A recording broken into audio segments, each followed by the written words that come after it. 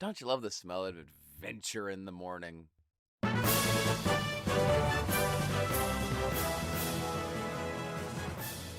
How's everybody doing? Thanks for checking out my channel. This is part 2 of a full game analysis of Evolution Worlds for the Nintendo GameCube. If you haven't watched part 1, I've got it linked in the description so you can get caught up. Otherwise, let's dive back into the ever-evolving adventures of Mag and the gang. We pick up 6 months after we sent the 8th Imperial Army packing and liberated Panem Town and the surrounding ruins. The Society, in need of an adventurer for some abroad work in the city of Museville, reached out to our district office in Panem requesting the #1 adventure that they had to offer. Having recently proven ourselves quite capable, Nina in the Society office recommended Mag for the operation, so now Mag, Linear, and Gray are headed to catch the intercontinental train bound for Museville. Or should I say, Linear and Gray are. As the train is racing down the track, we see our lovable little adventurer Mag booking it down on foot. Seems something had him running late. Not the best way to start such a large endeavor, but he channels his inner Usain Bolt and manages to catch up to the moving train. Once properly aboard entirely through appropriate channels, we talk to Linear and Gray and see that Nina has come along with us too. Things are going smoothly and everybody's just chilling when alarms begin to blare out. Turns out, the Intercontinental Railway is frequently attacked by bandits. Nina tells us the bandits are led by a man named Carcano. We hop from car to car to try and assess the situation, where we find... Chain? What the hell are you doing here? You weren't invited. Whatever. If she's the one who set off the alarm, I guess we can...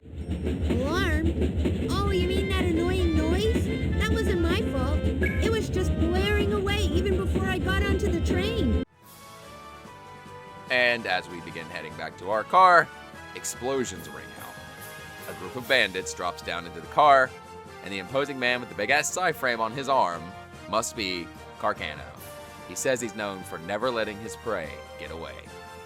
You know, if I had a nickel for every mysterious man from a game I grew up with who had a giant cylinder on his arm, I would have 2 nickels. Well, I guess we get to refresh our combat skills sooner rather than later. This encounter is weird.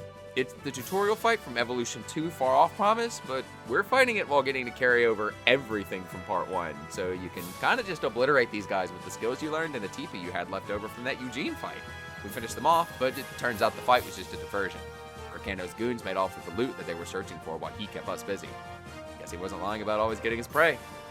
At least the danger is past, so it's time for us to get acquainted with our new hub for the rest of the game, the city of Museville. Museville is the hub town that is stuck in my memory the longest.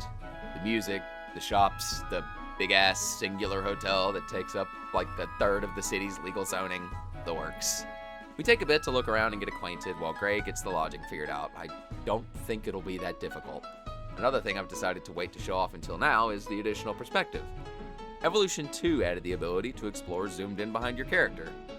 In the dungeons, it's beyond useless, actively cutting off most of your area of view and making the game harder. But in the other areas, it's a neat little way to see the additional details, like the signs on the shops. Shout out to Emulation for letting me upraise these enough to be legible. We could have done this in Panem Town, but it's kind of obvious that that hub wasn't designed with this view in mind. But here in Museville, there's tons of little details to explore and see. There's also the early 2000s JRPC censorship staple, a milk bar. So I know I mentioned that every NPC had voice dialogue in Part 1, but here they go even further beyond by having NPCs with different dialogue based on who your current party leader is. This waitress, for example, she asks what a sci-frame is. If Linear is in the lead, she gets flustered and says just to ask Mag and backs off. Switch to Mag, however, and we get a whole lecture. They're ancient prehistoric technology utilized by the adventurers of today who explore the old ruins and remnants of those prehistoric civilizations. Evolution is very much going for the angle of a hyper-advanced ancient civilization, paradoxically much older yet far beyond our own understanding of the world. That tends to mean something catastrophic happened at some point, you know, a World War IV with sticks and stones kind of thing. Once we're finished exploring, we head to the hotel and check up for the night. After a good night's rest, we get ready for our actual mission and head to the Society Museum, a major headquarters for the Society that doubles as a museum for the public.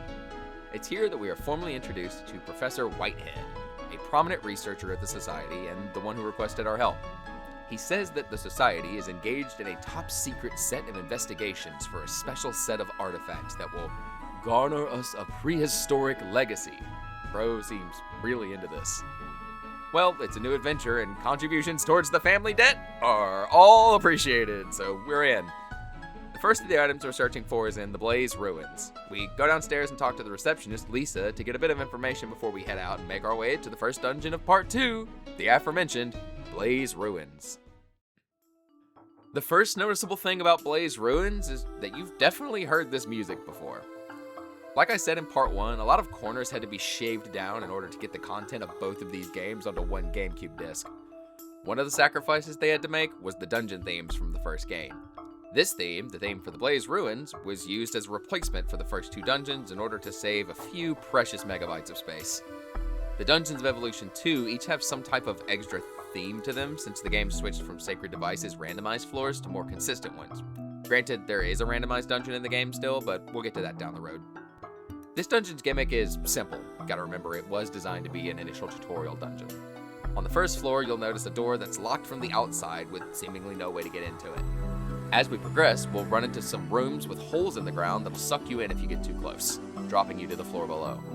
While this gimmick isn't required for progression, you can use some of these hole rooms to drop down into that otherwise inaccessible area on the first floor for some extra rewards. Other than that, this dungeon is relatively straightforward. Something else I've noticed that I have absolutely no hard numbers to prove, but at least seems to be the case, I got a shitload of prehistoric coins in Blaze Ruins specifically, compared to anywhere else in the game, before or after. Once we finish up here, we'll pull the few we saved from Part 1 and go hit up the lottery. But for now, we keep climbing until we hit the 5th floor and meet the boss. Funnily enough, I'm pretty sure the first dungeon of Part 1 wasn't even this short. It at least had 5 actual floors and a boss floor on the 6th. Just another weird little wrinkle caused by this being a weird fusion of two different games. Let's deal with the boss and get what we came for. The first boss of Part 2 is the Stormbird. It's a relatively simple boss. Again, this was the first dungeon of the second game originally, so they aren't going to throw anything super crazy at us. It can shoot whirlwinds at the party, forcing them each back 1 rank. It has another gust attack that can hit the whole party for high damage and possibly a higher crit rate. Most of the attacks with those slashing effects around the target tend to do that. We get Gray reacquainted with his tools and just DPS it down. That is, until it pulls Cutscene Revival to catch us off guard. Meg? What's wrong, Linear?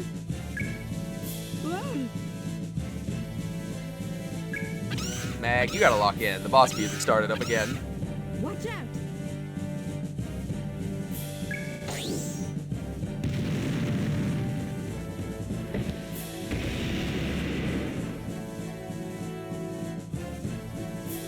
Don't let your guard down, Meg. Pepper! What a sight for sore eyes. Oh yeah, we can adventure together anytime. Mag goes and gets the treasure and is hit with a weird vision. A golden hallway, a massive island civilization. What does it mean? I don't know, but we got the mysterious orb that the Society wants, so nothing left to do but take it back. Whitehead is delighted to have it. He says he never doubted us, but he doesn't quite act that way. We get our reward from Lisa downstairs, have a little chat with Nina about the adventure, and head towards the Museville lottery. You can trade in 5 prehistoric coins for 1 draw at the lottery. There are 3 tickets you can buy: Red Impulse, Blue Hurricane, and Yellow Thunder. Sounds like a Sentai team. So yeah, I wrote this before Maya Gate, and the Project Red, and the Gavin Infinity, all that shit, like, rip Sentai, rip in peace, damn. As far as I'm aware, there isn't any difference in odds or anything. I'm pretty sure I won a prize at least once from all 3 of them.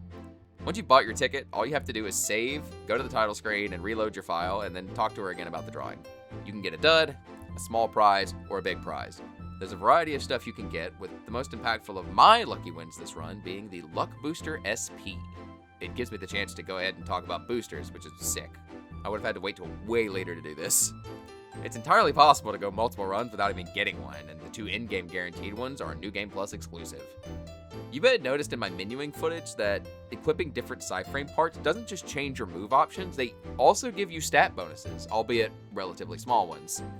Boosters are a special spy frame part that give no skills, but impart a much larger stat increase. Sacrifice options for raw numbers. The Luck Booster SP, for example, gives us a whopping 20 points in luck, which the manual says gives various bonuses, but the most substantial thing I've noticed at this point is just increasing crit rate. Good little bonus for regular encounters or in bosses on turns where I can't do the auto crit setup. I'll cover the more busted boosters, Comet Booster and Hunter Booster, in the New Game Plus section because they're tied to the two main changes present in that mode.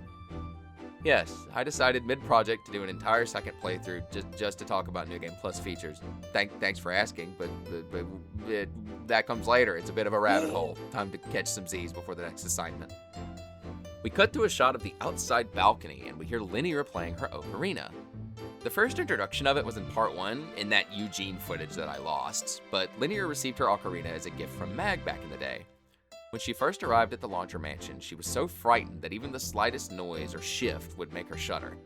In order to help her relax and calm down, Mag showed her his ocarina, which he isn't the best at, but he likes playing. He's able to calm her down with it, and he gives the ocarina to her.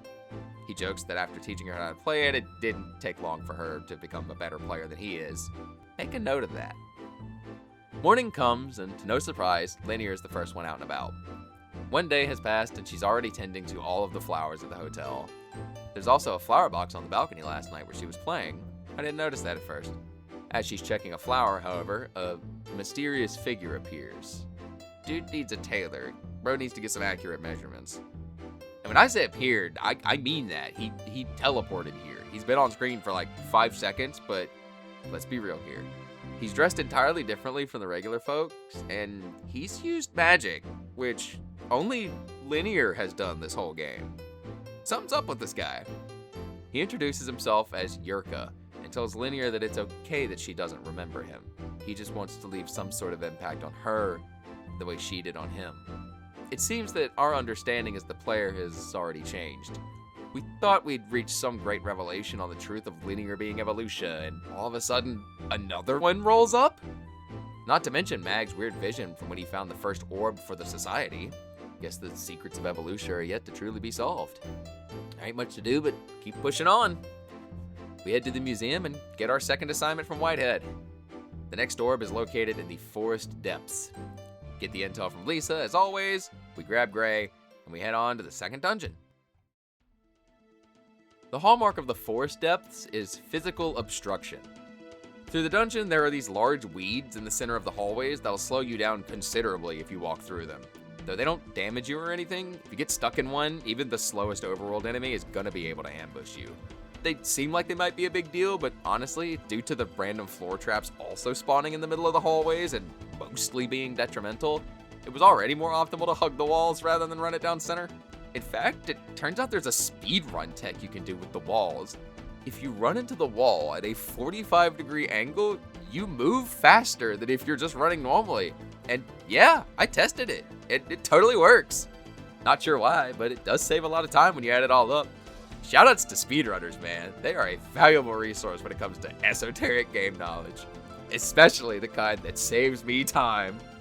The second obstacle the Forest Depths likes to use is big ol' Indiana Jones stone balls. Get crushed, the whole party takes damage. Simple. Speaking of simple, some of the later floors here are literally just enemy gauntlets. Straight shots to the staircase through a long winding hallway filled with enemies and no extra paths. Once we dodge and battle through the traps and the totems, we get to the 10th floor and the second dungeon boss, Blocker. It opens the encounter with a smoke bomb, an AoE skill with a chance to blind everyone. Thankfully, Mag dodges and Gray avoids the blind proc. Don't really need to, but we can go ahead and heal off Linear's blind and learn a new skill with Gray, Special Machining. Not as universally applicable as Critical, but it allows a Psyframe user to avoid stat drops. Linear is on buffing duty. With her spells able to buff a full row, she can help both Mag and Gray. Then Blocker blasts Linear with his most powerful attack, Chest Beam, dropping her to Critical. Mag goes for some damage, Gray sets up a Critical, and Linear drops some serious first aid to heal up. Mag drops a fat Magna combo for over 700 damage. Unfortunately, Blocker drops another smoke bomb, and this time Mag does take a blind. Gray sets up a crit, Linear heals his blind, and Mag drops another combo for massive damage. Gray takes a chest beam for most of his health, and we heal back up. Gray sets up one more critical, and the third Magna combo finishes it off. We get an upgrade kit from this boss drop. This lets you add additional slots to a character's frame. Mag started with 3 slots, while Pepper and Chain only came in with 2. With upgrade kits, each character can have a maximum of 5.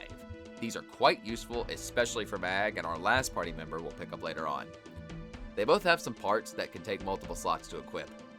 There's also the aforementioned boosters. You can slap those in the extra slots. If nothing else, it's more utility and a small stat increase from equipping different parts you might not use. Mag picks up the second orb, the Selene orb, and, not surprisingly, has another vision. We see the weird golden hallway again. But afterwards, we see a bunch of Greek text flying by and an image of that messenger of light all the way back from the beginning of the game. We then get a glimpse of a large mech before fading back into the golden hallway one more time. It's got to be some kind of clue about the ancient civilization and their fate. Now that we've seen the messenger of light, we know Linear has to be involved somehow, but there's still so many missing puzzle pieces, and what does Whitehead want out of all of this? Speaking of Whitehead, he's thrilled to see us return with the orb, yet he seems once again skeptical of our skills. Whatever, we head down to Lisa and grab our reward money. Time to head back. And yeah, what a shocker, Whitehead is working with that Yurka kid. He says he has 3 of the keys. Guess that would mean the 2 orbs we gave him and one he had already? You know, for someone who is proclaiming and will continue to insist throughout this game that he wants to solve all of these mysteries by himself, he sure is fine with asking for exact information so he doesn't have to do any work. Whitehead asks why Mag is so important, to which Yurka responds that he isn't. He just needs Linear to unlock whatever seal they must be on about. That night, after the rest of the party is tucked in, Linear is out on the balcony playing her ocarina and tending the flowers until Yurka suddenly appears in the light of a, frankly, gigantic moon, like some Majora's Mask Day 3 kind of big. Somebody needs to look into that. So, my biggest critique of Yurka has already made itself quite obvious. Dad, you remembered me.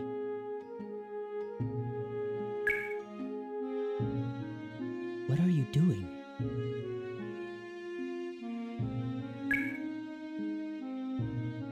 So, the life of the flowers has begun to run out. Take a look. This man is so low in the mix, it's damn near impossible to hear his dialogue. Most of the time. Combine that with an already soft-spoken vocal performance, and you get an antagonist who can be, at times, lacking in presence, if you can even understand what he's saying in the first place. Anyhow, Yurka has also noticed that the flowers here are looking a bit worse for wear. He goes to use his magic, and unlike when Linear used hers, the flower wilts and dies.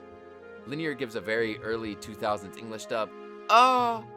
and Yurka asks for more power. She then uses her own magic, not just reviving the flower, but causing many new ones to sprout and grow around it. Mag interrupts Yurka's gaslighting and brings Linear back in. Yurka isn't making his presence known to the others and is actively attempting to convince Linear that she can't live with humans, despite successfully doing so for all this time so far. Is he another part of Evolution? It seems that way from the evidence so far. He has similar powers, and he has some kind of vested interest in retrieving her and unlocking some seal. His powers, though, bring not healing and rejuvenation, but destruction and death. Creation and destruction. Death and life. Linear and Yurka are separate, and she has no memories of him or any of this, but he says they're 2 sides of the coin. If she's the heads and he's the tails, then what about the body of the coin itself? A coin is more than a pair of faces. There is a central body. A direct connection. Blood? Shared creation? Is it a connection pre-existing, or some joining yet to happen? Still not enough to go on. Up and at 'em for a bright and early day 3 in Museville. We go burn that upgrade kit we got from the blocker to unlock Mag's final frame slot and pay for some more level ups. Then it's off to sell some of our appraisal items and get the next assignment. Whitehead tells us the last of the orbs is located in a cold, underground dungeon called the Crypt Maze. He also acts unironically helpful for once, giving us a backpack upgrade to bring us up to 35 item slots. Very nice. Lisa gives us the down low, we squat up, and we head on down to the Crypt Maze. Or at least that was the plan, but as we're in the equipment shop talking to Sancho...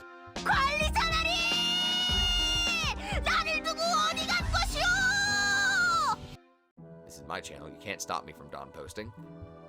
And he has to trade for the old doll in our inventory. I forgot this was here. Right! We picked it up from the Blaze Ruins. It was in that bottom area we had to use the sucky holes to get down into. He has to trade it for a fashionable chain, so we do. Ah, this was a key item, so must be some kind of trade chain quest. Another early 2000s staple. And yeah, we're right on the money, as Banderas in the item shop next door really wants this fashionable chain. All right, shoot, sure. We'll take a mason ornament. Yep, this one's a key item too, so we're not done. Well, if it isn't the bro in the Cyframe shop, and it isn't any of the folks in the bar, so I really don't know who to give this to. Yeah, I'll figure it out later. We head to the lottery shop to cash in our coins, and hey, turns out she's the one who wants the mason ornament. She offers to trade it for a dowsing stone. Bet, we'll take it. Done deal. Fantastic. Ah, yes, we finished the trade quest. The dowsing stone makes your controller vibrate when you're near a breakable wall in a dungeon. Very cool. There's some neat stuff hidden behind a few of the walls in the dungeon, though most of them are just prehistoric coins, and a lot less of them than we were getting in the Blaze ruins. Cash the ticket, and it's time to head for the Crypt Maze. The Crypt Maze is the point here in Part 2 that I'd equate to where we hit Eugene in Part 1. From here on in, things actually begin to have some bite. The main overworld gimmick for this one is icy floors. Thankfully, these aren't the kind that keep you moving in one direction until you hit a wall like an old Pokemon puzzle. These just make you more slippery to control. To our benefit, however, we also get a speed boost moving on the ice. We've hit the point in the game where dungeons are deep enough that we start to see them split into sections for the enemy spawns. While the enemies up near the top here are in the low to mid 20s level-wise, things get up into the 30s by the time we're in the bottom. For these longer dungeons, especially the last one, some grinding is necessary to keep up with the advancing level curve. So it just kind of hit me that I talked about selling appraisal items a while back without really going into much detail, and now's as good a time as any since we're starting to see a lot more of them in these dungeons. Appraisal items are a group of items we can sell to the society for money. Certain combinations can also be combined into new items to fill out a log. Yeah, that one tab in the item menu you may have noticed all the way in the Part 1 video that we never looked at. That's for keeping track of appraisal items, which ones you've collected and which ones you've sold off or kept. There's a good amount of neat lore implications and world building in there, and filling out the entire list is basically the most completionist thing you can do in this game, and is about the only thing I didn't do, as you'll see in a bit. There are a couple of floors like B10, where they have these really large open areas with tracks of ice throughout, and since these iced areas don't show up on the map, there's a degree of mystery to what you're exploring. Nice little touch. A little bit more exploring and grinding later, and we get to the boss, Pomornik. Firstly, this thing is a whopping level 37, so if you didn't do a little grinding here, you'll probably be underleveled. Thankfully for us, the crit to win strategy hasn't failed us yet. This thing can do some major damage, so Linear is on pretty constant healing duty. The biggest thing of note here is Mag picking up his final endgame single target nuke skill, Magna Rave. It's the most powerful single target skill the hand part has to offer, and it's the button he's gonna be slapping like he got it from Staples for the rest of the video. Even at a 5-level deficit, we're critting for almost 1500 damage per rave. Our main concern at this point is definitely survivability. If Mag can't rave, we can't win. And the major fights are creeping up in strength. Big Tractor hits us with a freeze volley for AoE damage, and we set up rave number 2 and let Linear top everyone off.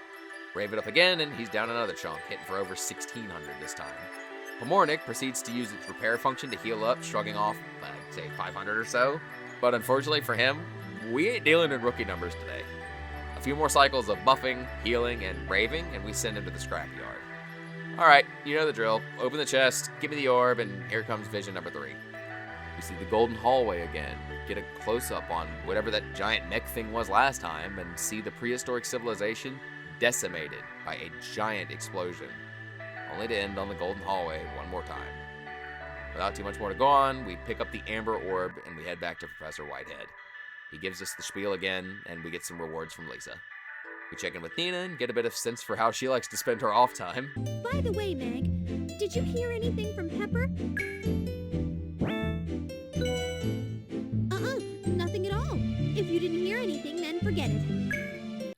No, I did not hear anything from Pepper, but shit, son. If there's a special on tea at the milk bar, I'm down. Color me curious. Let's see what Pepper has to say. Now that you mention it, Miss Nina can hold her own pretty well, too. She can drink milk all day without getting red in the face. But the other day, we were dancing and she started doing the Macarena. Ooh, that was a shock. Oops. She told me to keep it a secret, but I guess I sort of blabbed. Don't tell her, okay? Oh, damn. I didn't think Nina had that in her. Yeah, you learn something new every day, I guess. Coworkers. Oh, hey, look, they're finally having a conversation about these weird and mysterious circumstances. Let's go! It's super sweet.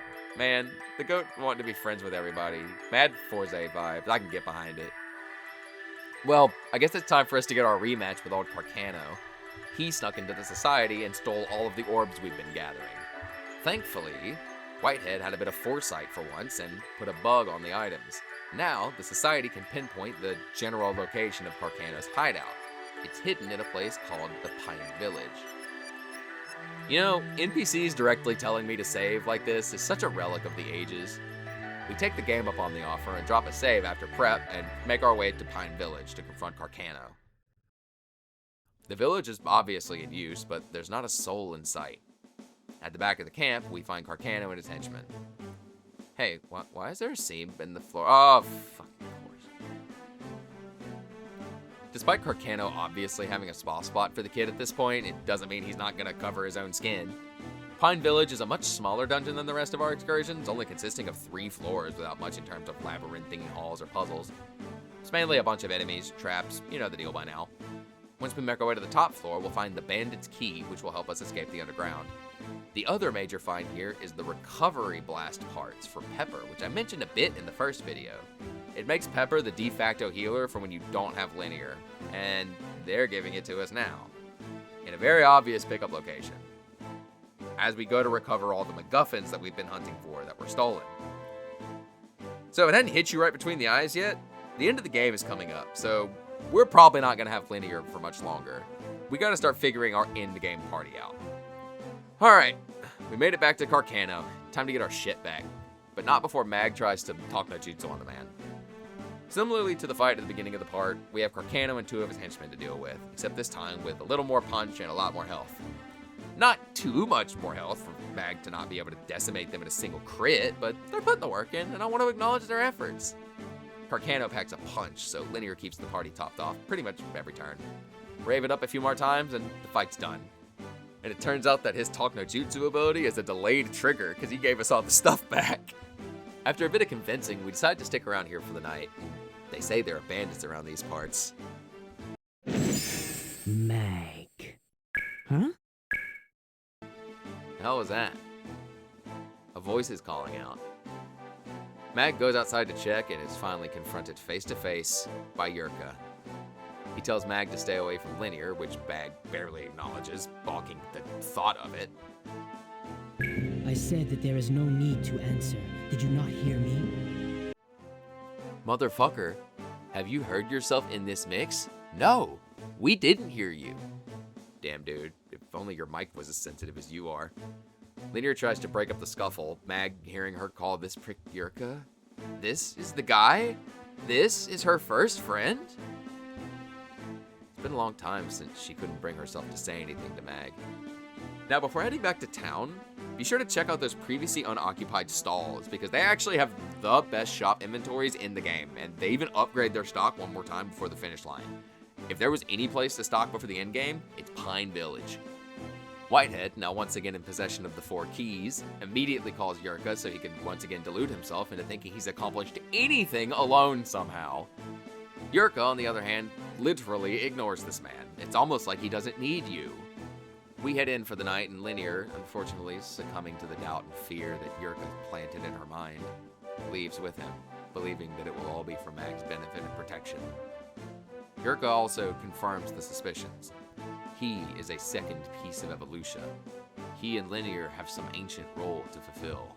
Things are starting to come to a head. Her ocarina is the only thing they found. Something terrible must have happened. She'd never leave this behind. Chain, overhearing the conversation from the bench warming spot, lets us know that she thinks she saw Linear heading to the museum, but wasn't really sure because she was with someone.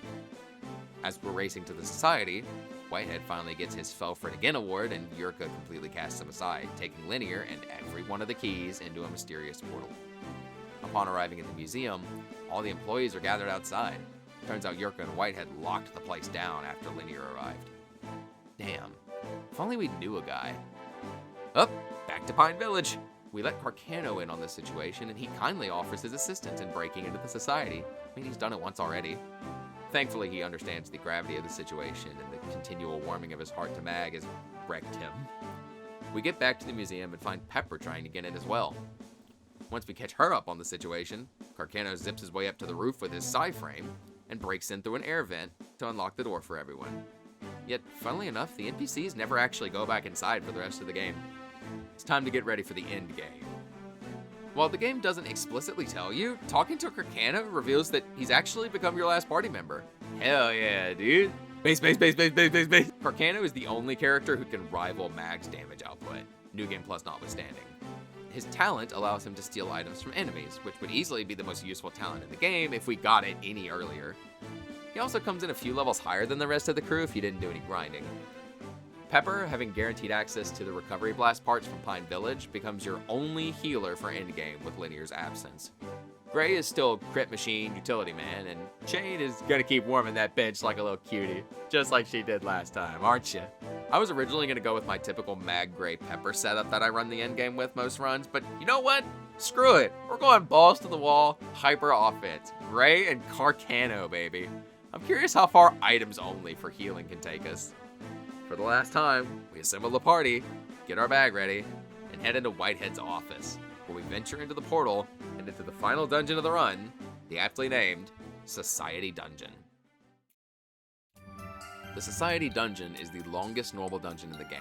The grinding dungeon, the Tower of Despair, is technically way longer at 50 floors, but you unlock them in increments of 10, so you never have to do it all at once. Foreshadowing as a literary device, the dungeon is filled with technologically advanced enemies like gun pods and mecha spiders. Everything has this luminescent pink glow accented with the blue motherboard patterns on the walls. I haven't really talked much about the dungeon's appearances in these videos, honestly because there ain't that much to talk about. Blaze Ruins looks like generic ruins, Forest Depths is green and jungly, Crypt Maze is the walk-in freezer. This one though, I think they cooked a bit more with this one. This is the main place where you really catch the vibe of, hey, I'm actually discovering some ancient technology. We keep making the climb, plowing through the enemies, avoiding the traps, and breaking a lot of pillars. We're around the mid-40s when we hit the 15th floor and find the save point. If you've ever played an old game, you know what a random save point halfway through a dungeon means. Boss time. We climb to the 16th floor, and the scenery changes. The neon pink and dull blue are replaced with elaborate patterns of royal blue and shades of gold. We walk forward, triggering a cutscene. Yurka and Linear standing in front of a door. The door has the Messenger of Light etched into it, along with 4 slots for each of the orbs. Yurka slots them in and urges Linear to go ahead. He knows we're coming. He has to stop us so he and Linear can become the true evolution. He sprouts a pair of shining blue wings reminiscent of Linear's golden ones, and endeavors for us to never make it past that spot. So in my very first video, I made a small comment at the very end about attempting boss fights before school. Yeah, this is what I was referring to, this guy right here. I have vivid memories of getting my ass beat by this guy and getting up earlier than I needed to in order to get more attempts in. I am nocturnal, I never do that shit. Not even today, my sleep is precious. So I always remember this being the toughest fight of the playthrough for a variety of reasons. Well, one thing is really obvious on this replay. Man has a massive level advantage on us. Remember how I said we were in our mid-40s going into this? And while I didn't do any real heavy grinding, I never ran from encounters or lost down on EXP. Yeah, this man is level 59! And let's not forget, I decided to run hyper offense and leave the only healer in the game back at the museum. So yeah, this first attempt goes about as well as expected. While Mag's damage output isn't any issue, Yurka's attacks deal tons, too much, and we absolutely tear through our item bag trying to keep up. Things go decently early on, but once we have some damage on him, he starts to bring out his big AoE skill, Natural Disaster, more and more. And after hitting us with a double critting Natural Disaster, the only one left standing is Carcano on his last legs. Even if he was to try and revive the party, the snowball is too far out of our control. If there is any point in the game where you're gonna have to grind, it's this one. The level jump between most of the lower floors of Society Dungeon and Yurka isn't one that's gonna naturally close up. Thankfully though, I discovered a pretty safe and effective spot for this. So enemies respawn when you move between floors, and they always spawn facing the same way. That means that by continually going back and forth between the 13th and 14th floor, we can take advantage of the enemy spawn by the 13F staircase. Only one overworld spawns, since it's meant to block your way to the 13th floor staircase. It always spawns facing away from the stairs.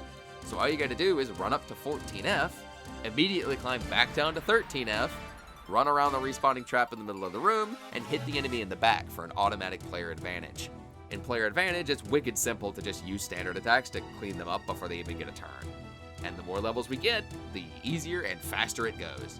Hey, just because a game is relatively simple doesn't mean we can't optimize. Work smarter, not harder. After closing the level gap by a hefty margin, we head back to the golden hallway we've seen in our visions for hours now to beat Yurka's ass. For real this time. You are too late. I won't let anyone take her away. What? She fought to the very end. Let me tell you, you probably won't understand though.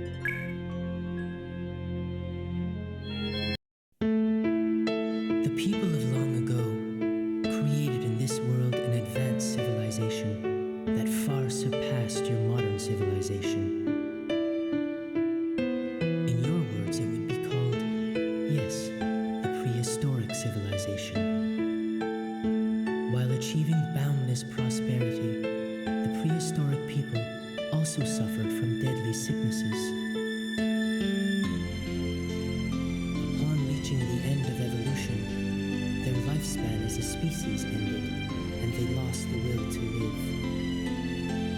Ultimately, the prehistoric people came upon a single truth: destruction and regeneration. These are the roads to the new evolution. In the search for the ultimate evolution, they created us. I to destroy all, and Linear to cure all, and Ulticannon to connect the two of us. I got so caught up in getting ready for that final stretch that I totally forgot that there's more dungeon to go. The back half of the dungeon is really just a victory lap, especially given how much grinding we had to do so that Yurka wouldn't body us. A few final floors up, and we get to the top of the dungeon, and the big finale. We see Linear and Yurka at the top, each in a pod on the shoulders of that giant mech, the same one from our visions. Ulticannon. Mag walks up and pulls out the ocarina he gave to Linear, playing her theme as lasers blast past him.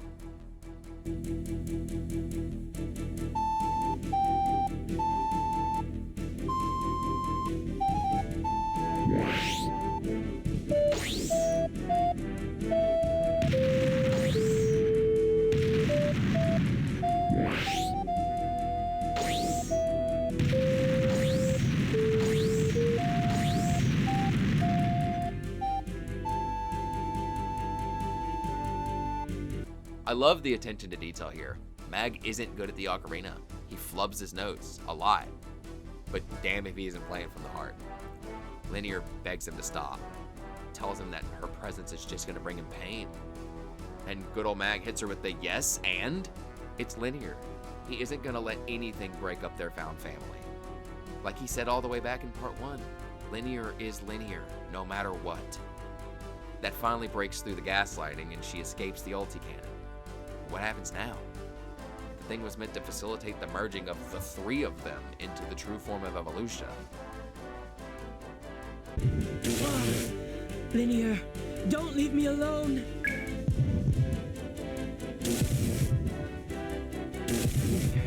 What are you doing? Don't you understand? Do not be fooled by those humans. What? This heartache. Could it be jealousy? Fool, what could I be jealous of?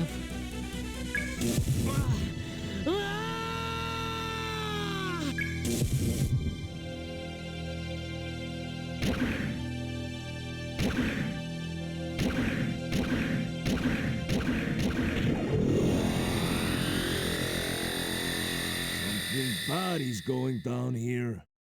Such a terribly dreadful sight. Certainly nothing of this world. Yurka!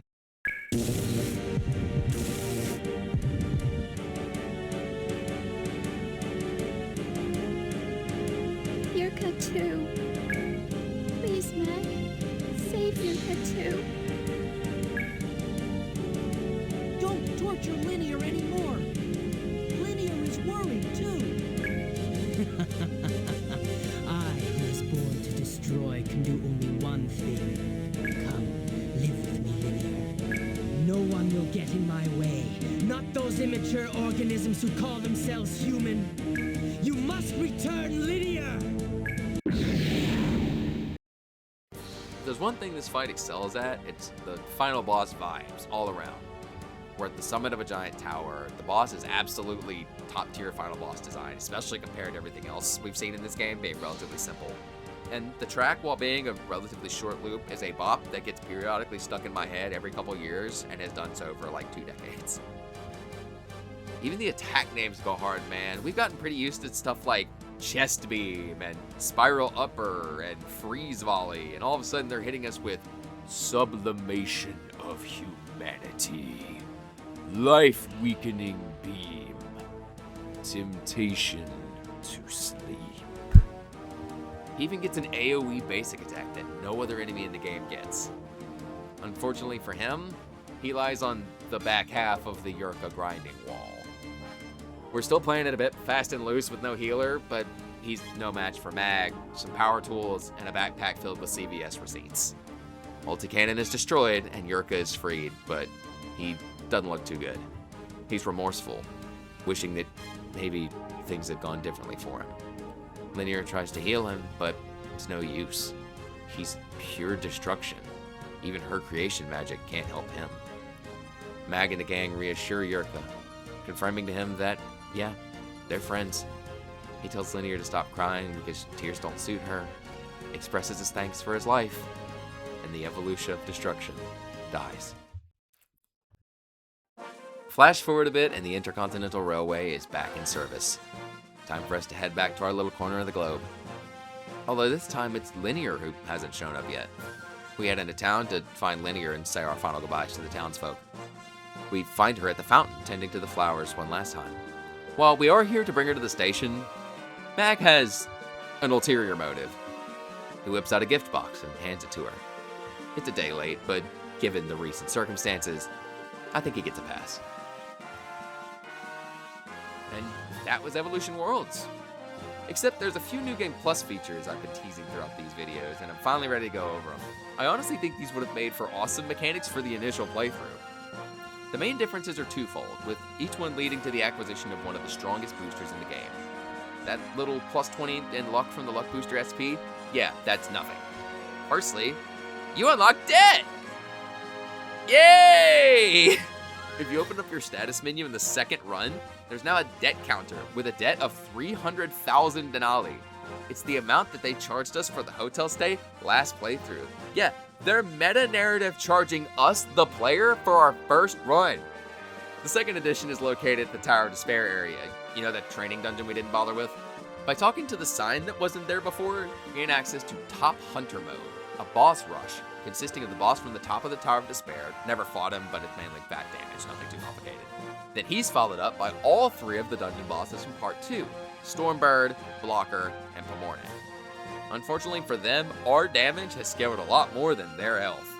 Finally, there's a second, stronger variant of the Tower of Despair boss. Unfortunately, second verse, same as the first. Stay topped off, crave the rave, and we get our first major NG Plus booster, the Hunter Booster. Wait. What? The hell do you mean 20,000 denali? That's supposed to be the reward for second and up clears. It's called the Hunter Booster. What do you mean you don't get it from Top Hunter mode? I remember getting it after that boss gauntlet. Hell, even the game fact that I checked said this is where it dropped from. What the hell is happening? Wait a minute. Did that motherfucker just say 50th floor and basement 50th floor? Hold on. Yeah, he doesn't say that on the first file. Well, shit. Foreshadowing's a bitch. Time for the Tower of Despair basement.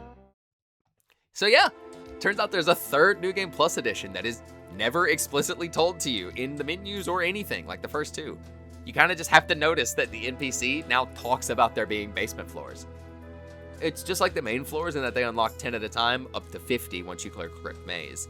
So each section is composed of older enemies scaled up to our level, each giving all TP instead of any EXP. Same as the base floors that we skipped. The interesting thing about it though, is that this actually makes the earlier floors way more annoying. The low-level enemies that have the most level scaling are absurdly tanky compared to anything normal at that level. And given that TP is also the main thing to get from fighting them, we're just gonna avoid them and speedrun to the top. 50 long floors later, and we get to a familiar scene. Ah, so this is the connection. Cop Hunter mode is a grindable version of this end gauntlet. Well, we fought these guys already, so blow them back one by one, and yes! The Hunter Booster. One down, one to go. This booster can be equipped by any Psyframe user and gives a substantial plus 100 in every stat. Fat stacks. Slap that shit on Mag and you're primed for the final stretch of the game, and the last thing most folks are going to reasonably do, pay off your debt. And thankfully for us, as mentioned before, Top Hunter mode runs give us 20k a pop and are way quicker now that we have this Hunter booster. Plus, these give tons of experience and don't scale, so they only get quicker and quicker as we level up. A few YouTube videos later, and we've got all the funds to pay off the debt. Head to Lise outside the Society Museum, hand her the cash, and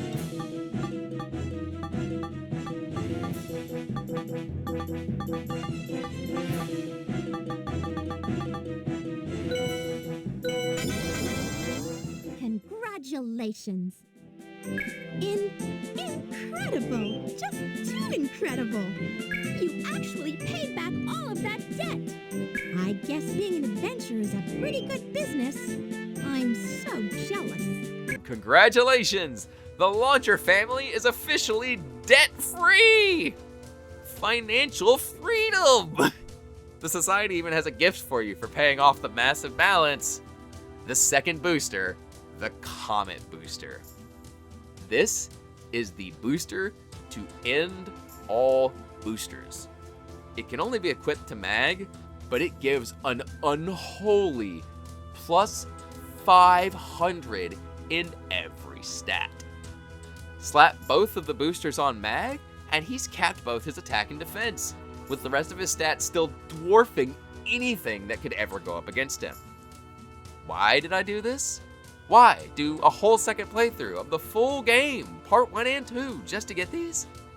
Firstly, for the truth of the matter.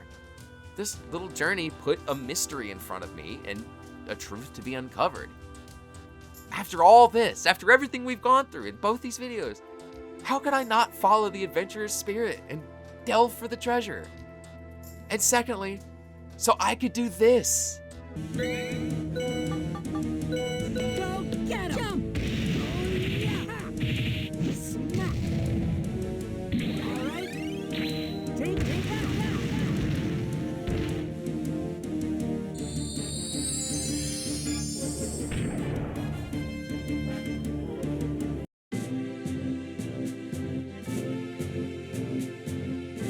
Oh yeah, that's evolution, baby. And for real this time, that was Evolution Worlds. You know, I've had this weird anxiety about finishing this project, separate from the typical anxiety I get putting out creative work.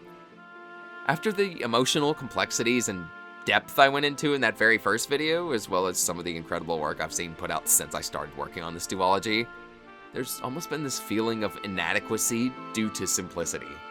It's a pretty basic chill analysis of a pretty basic chill game. Is that enough? Am I doing enough? Am I saying enough? I would be lying if I said it wasn't at all a factor in the time that it's taken to get this done. Though Legends ZA and the AYN Thor have not helped my productivity. I've had to remind myself of something ironically as easily accessible to me as scrolling up in this document. Sometimes things are simple. And not only is that okay, but it's worthwhile to shine a light on these things. Sometimes the simplicity is the beauty. It is the appeal. Hell, part of the whole crux of this video, of these videos, was looking back on my first introduction to the JRPG genre, really. I guess I lost my focus a bit along the way. I think the key here is actually something Mag said himself during that last cutscene. Living in each present moment with all the gusto we can muster. That's the real road to evolution, when you think about it. I hope our roads treat us well. We've got better places to go, and better people to be. Holy! Well, been a while. So yeah, real life kind of happened for a while. Mostly good. Hurt my back a little bit. Been bowling a lot with the folks. Got back into bowling recently. That's been fun. Unexpected, but fun. I did my time working in a bowling alley back in the day, and so I hadn't entered one for a very long time. And yeah, I'm recording this at like 3:30 a.m., like right after Christmas. So Merry Christmas, everybody! I hope you had a good holiday. Thank you so much for checking out my channel and checking out these videos. Number 3 is done, and we're done with the evolution duology. Again, it's one of those projects I almost, when I first started conceptualizing it, I almost wasn't sure if I'd ever get the damn thing out. And I've really been feeling that recently, so I'm happy to be back in the saddle, cooking again. So yeah, hit the like button, subscribe, all the little doodly doos and the doobly doos, and type your little comedy goms and all that good stuff. Thanks so much, everybody, and I'll see you next time.